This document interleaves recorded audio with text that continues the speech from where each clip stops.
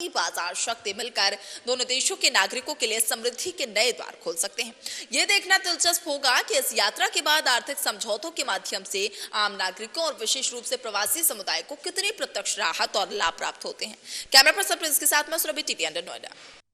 नहीं यार, दांतों में दर्द है। जिससे तू ब्रश करती है वो है टूथपेस्ट। तू किससे करती है? वो देख, मैं ब्रश करती हूँ दंतकांति से। ये साधारण टूथपेस्ट नहीं, टूथपेस्ट है। अकरकरा, लौंग, पीपली जैसे 16 आयुर्वेदिक तत्वों का मिश्रण जो दांतों की सड़न, कैविटी, पायरिया से लड़े और दांतों और मसूड़ों को बनाए नेचुरली मजबूत।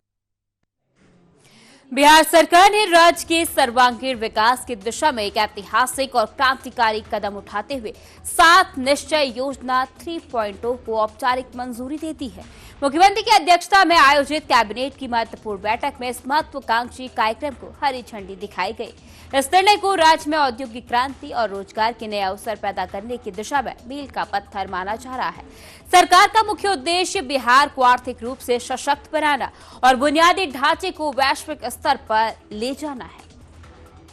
इस योजना की घोषणा करते हुए कैबिनेट ने स्पष्ट किया कि बिहार में विकास की यात्रा निरंतर जारी है। इससे पूर्व लागू की गई 7 निश्चय 1 और 7 निश्चय 2 योजनाओं के तहत तय किए गए अधिकांश लक्ष्यों को सफलतापूर्वक हासिल कर लिया गया है।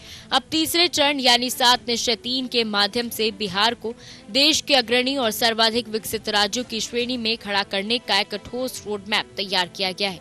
ये योजना अगले 5 वर्षों के लिए राज्य की प्रगति की मुख्य धुरी बनेगी। मुख्यमंत्री ने इस अवसर पर राज्य की विकास यात्रा को याद करते हुए कहा कि नवंबर 2005 से बिहार में कानून का राज स्थापित करने के लिए कड़े प्रयास किए गए हैं। पिछले 2 दशकों में सरकार ने हर वर्ग, जाति और धर्म के लोगों के समावेशी विकास के लिए काम किया है। 7 निश्चय 3.0 का केंद्र बिंदु भी सामाजिक न्याय के साथ विकास की उसी नीति को आगे बढ़ाना है। सरकार का मानना है कि जब तक समाज के अंतिम व्यक्ति तक योजनाओं का लाभ नहीं पहुंचता, तब तक राज्य का विकास अधूरा है। 7 निश्चय 3.0 की सबसे बड़ी विशेषता दोगुना रोजगार और समृद्ध उद्योग पर जोर देना है। बिहार सरकार का लक्ष्य राज्य के भीतर ही इतने अवसर पैदा करना है कि युवाओं को पलायन न करना पड़े। इसके लिए औद्योगिक गलियारों का निर्माण, स्थानीय व्यवसायों को प्रोत्साहन और नए स्टार्टअप्स के लिए अनुकूल वातावरण तैयार किया जा रहा है।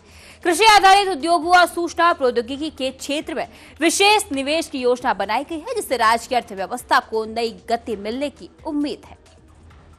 शिक्षा और स्वास्थ्य सेवाओं का सुदृढ़ीकरण भी इस योजना का एक अभिन्न अंग है। सरकार का लक्ष्य तकनीकी शिक्षा को बढ़ावा देना है ताकि बिहार के छात्र वैश्विक बाजार के लिए कुशल बन सके। इसके साथ ही ग्रामीण क्षेत्रों में चिकित्सा सुविधाओं का विस्तार और टेलीमेडिसिन जैसी आधुनिक सेवाओं को घर घर तक पहुंचाना प्राथमिकता में शामिल है। 7 निश्चय 3.0 के तहत हर जिले में विशेष कौशल विकास केंद्रों की स्थापना की जाएगी, जो युवाओं को सीधे उद्योगों की जरूरतों से जोड़ेंगे। बुनियादी ढांचे के विकास में हर खेत तक सिंचाई का पानी और शहरों में स्मार्ट ड्रेनेज सिस्टम जैसे मुद्दों पर विशेष ध्यान दिया गया है। परिवहन व्यवस्था को और अधिक सुगम बनाने के लिए गाँव को एक्सप्रेसवे से जोड़ने और प्रमुख शहरों में रिंग रोड के निर्माण को भी इस योजना का हिस्सा बनाया गया है। पर्यावरण संरक्षण के लिए जल जीवन हरियाली अभियान को इस नए चरण में और अधिक व्यापक और तकनीकी रूप से उन्नत बनाया जाएगा, ताकि विकास और प्रकृति के बीच संतुलन बना रहे। राज्य सरकार ने भरोसा जताया है कि 7 निश्चय 3 के प्रभावी क्रियान्वयन से विकसित बिहार का सपना साकार होगा।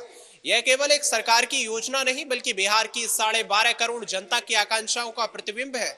मुख्यमंत्री ने विश्वास दिलाया है कि प्रशासन पूरी पारदर्शिता और गति के साथ इन लक्ष्यों को पूरा करने में जुट गया है। आने वाले वर्षों में बिहार न केवल श्रम शक्ति के लिए बल्कि अपनी औद्योगिक पहचान और समृद्धि के लिए पूरे देश में मिसाल कायम करेगा। कैमरा पर्सन उज्जवल के साथ मैं आशुतोष शर्मा, टीवी 100 नोएडा।